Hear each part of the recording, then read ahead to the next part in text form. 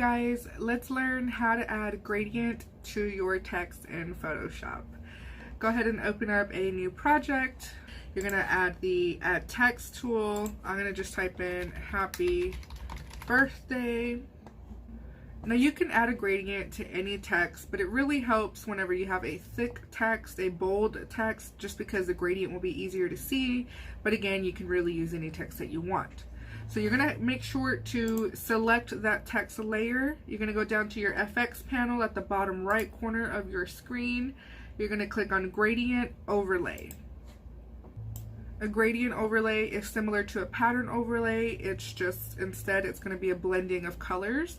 And you can actually select the colors that you want. So when this little screen pops up, you're going to click where it says gradient, click on the rectangle next to it. You can either select some that are already pre-made and in Photoshop, like these.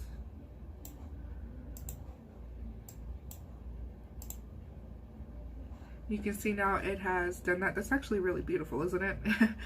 But if you wanted to make your own, you could play around with these little squares here at the bottom of this long rectangle here, and you can actually change the colors. So I'm going to click on one of the little squares.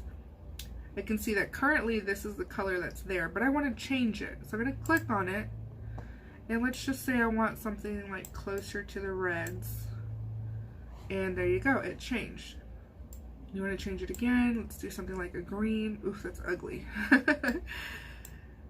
Alright, something light like that. Click OK. So you just basically keep doing that. You can keep playing around with it. If you want the colors to be closer together or further apart, you would just move the little squares. You would slide them back and forth. So now there's a lot more of this teal color because I moved this over. So basically just play around with that. There is no wrong way to do it.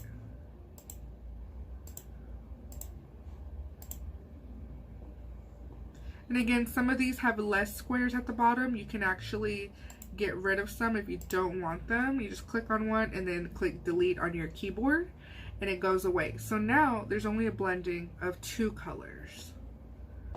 Alright, and that is all there is to it.